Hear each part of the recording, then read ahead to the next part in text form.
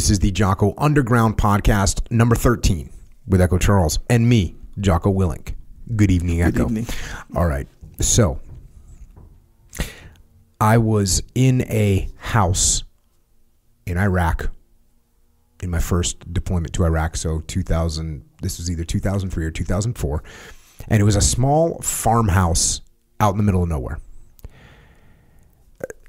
I forget the full background of the scenario, but it was something like one of the elder sons of this particular family had been mixed up in some kind of insurgent operation. So we're out there looking for this kid. And by kid, I mean, 25-year-old military age male. We raid this house looking for this military age male. And we get the building cleared and the guy wasn't there, but his family was there. And so we've got the interpreter, and the interpreter's kind of talking to the family, and there's some kids there, and so the guys are giving some, candy to the kids and this kind of stuff, looking around. The house was basically one big room.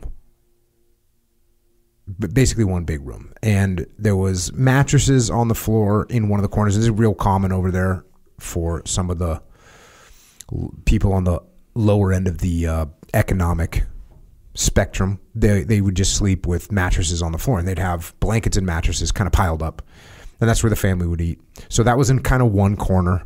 Then there was a table for eating with a couple chairs around it, a few chairs around it, 4 or 5 chairs around this table. And then there was another table next to it that was sort of, I guess it would be considered the counter space of a kitchen. And then there was a sink with a water faucet, right? So there was some form of running water and a sink of some kind, just picture like an old school kind of porcelain thing.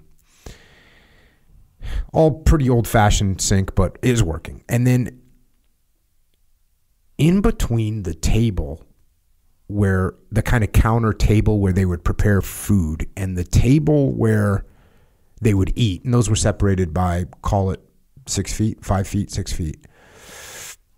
There was a slit trench to go to the bathroom in.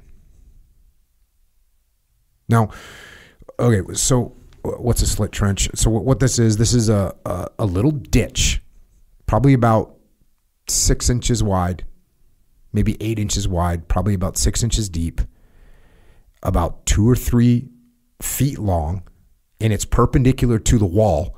And then when it gets to the wall, there's a hole through the wall. And out the hole is a big pit. And it's a sewage pit. Actually, these are pretty common in Iraq. I don't know what they're called. We called them shit pits because they were just big pits that were filled with sewage. Kind of like almost an above ground septic tank, right? You go to the bathroom in there, and over time, I guess maybe it goes away. I'm not 100% sure.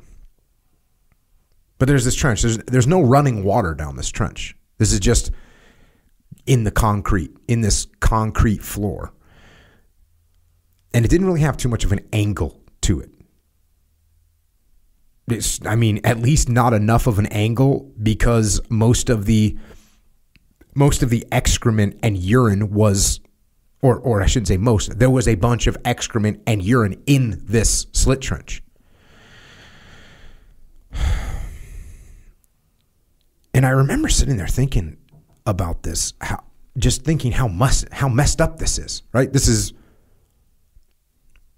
messed up. And here were these people, and they were just normal people. I mean, sure, they had a son that had been a rogue, right? It'd be like if your son got wrapped up in some gang, and all of a sudden the cops try and come and find him at your house, and you're looking around going, wait a second, we're just normal. That's who this family was. They were just kind of normal.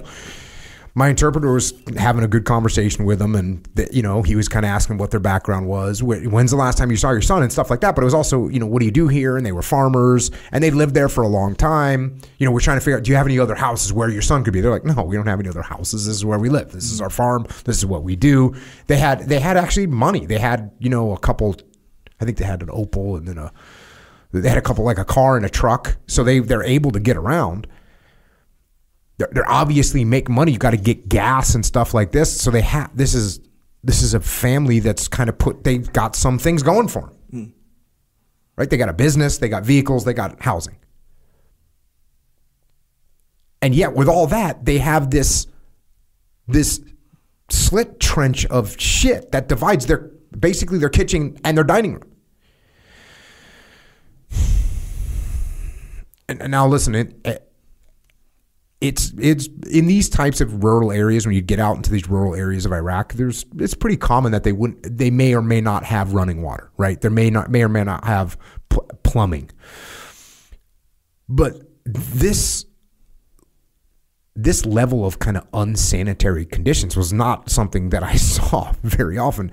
Most of the places, most of the farms, look, when you were in Baghdad and stuff, they have toilets and everything else, no factor.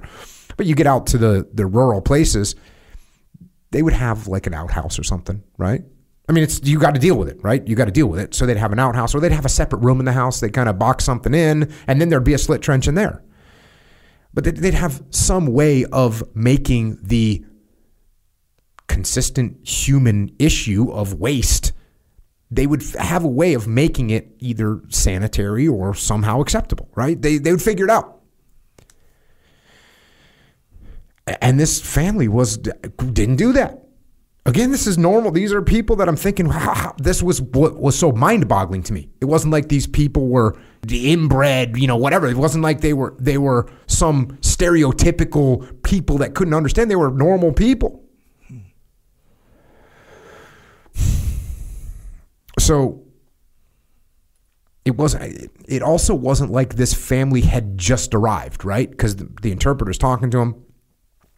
They'd been there for a while.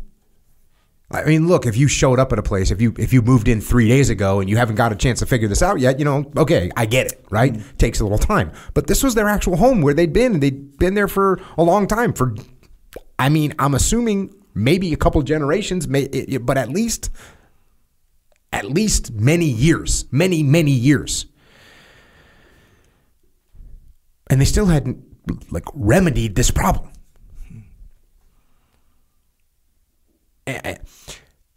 So if you look at the other side of, well, not the other side, but for us in the U.S. military, all the times, in the SEAL teams included, we would go and we would move into old buildings. We'd move into old buildings that were, former regime elements or whatever. We'd move into buildings, we'd take them over. Maybe they were just hangars, right? Whatever. We'd move into buildings, we'd take them over. And as soon as we'd move in somewhere, we'd start doing a reorg and fixing stuff and rebuilding things and retrofitting whatever we could to make these things more livable. We'd do that almost instantly. And yet, here was this situation where no move had been made to improve the scenario. And look, I'm talking about a place in Iraq, but this happens in America, right? You go watch an episode of Cops, right? And you look at what's going on here. There's a bunch of little things that could be squared away in this particular situation. Why is this like this? And the reason that I'm saying this is because it kind of left a mark on me. It's something that left a mark on me in two ways. The first way that it left a mark on me is I thought to myself, well, maybe these people, for whatever reason, just didn't understand the situation. Maybe this was just what was normal for them. This is how you were raised, this is what we do, this is how it works. But I actually don't even believe that. Because what makes that hard to accept? What makes that hard to accept is that there's shit in your kitchen. That's what makes it hard to accept. Right? There's different, you get raised in a certain cultural way, or you get raised by a family that whatever they're doing, and that's what you understand the reality to be, and that's how you grow. That's how you grow up, and you think that's the way it is. But you don't really need to get taught that having a trench to go to the bathroom in your kitchen, no one needs to tell you that's unsanitary. No one needs to tell you that. No one needs to tell you it's not hygienic to do that, right? You don't need to get told that. It reeks. It smells bad. And so you look at it and you go, you know what? This smells really bad. I'm going to do something different. We're going to make a change here. That's what we're going to do. We're going to make a change here. This system of sewage disposal could use some improvement. I'm going to try something else. And then you do it. You try something else. I don't know what it is. Maybe you build a room around it. Maybe you move that thing outside. There's a bunch of different things you can try. But so that's the other mark that got left on me is if something stinks, then fix it. If something stinks in your life, if there's something wrong, then fix it. Now, look, I get that there's some things in life that we can't fix. Right? You can get a disease. You can have acts of God unfold upon you with no mercy. And well, then what you do is you face those things and you take ownership of how you respond to those horrible events when they happen.